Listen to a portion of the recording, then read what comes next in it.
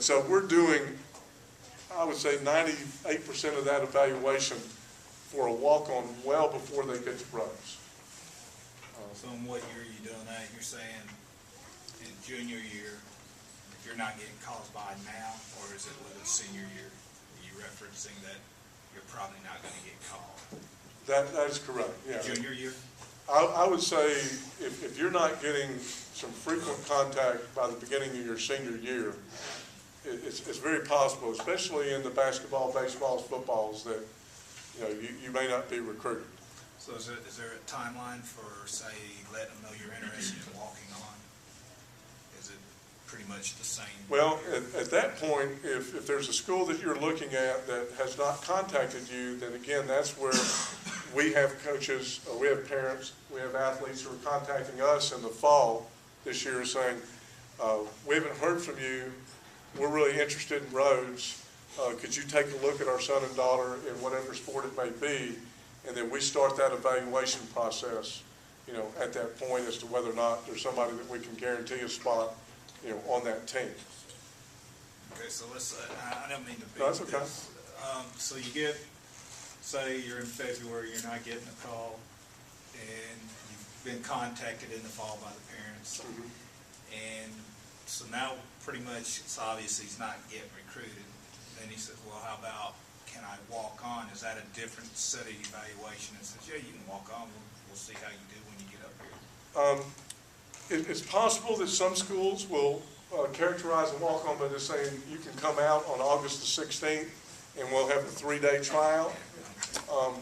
We do that, but we still have to, at Rhodes, we still have to know that the athlete is coming out. To give you an example, why we have to know is that we have to make sure they've had a physical.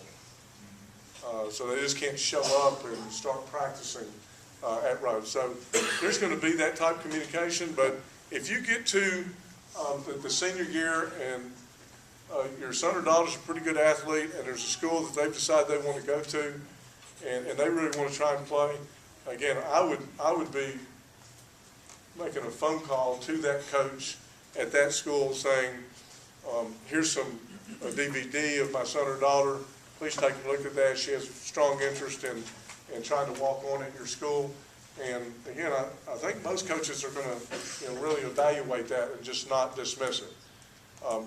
We had probably the best shortstop we've had in my 35 years at Rhodes is now playing minor league baseball. He's from Cape Girardeau, Missouri. And actually, Coach Marcinko recruited him for soccer. Okay?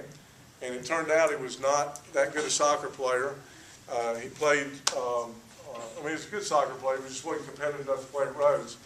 He played that fall, and he goes out for baseball in January, and our coach knew nothing about him, had never heard of him. And he comes out, and for 4 years, he's a 2-time All-American and signed with, I think it was Seattle or one of them. He's playing minor league baseball now. It's about his 3rd year in it.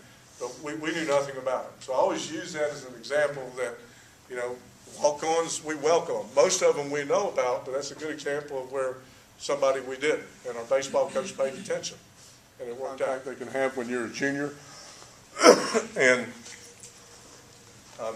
at NCAA 1, 2, and 3, the rule is that they cannot call your son or daughter until the completion of their junior year. Well, I don't want people feeling bad if they're a junior and they haven't been called. Right. Because that's they can't correct. be called. But there are other ways that they contact you. Again, for example, if you're a high-profile football player that Alabama or Auburn's recruiting, they have invited you to their camp between your 9th and 10th grade. They have contacted Coach Guth and said, we love this guy and we can't call him yet, but we're gonna recruit him on.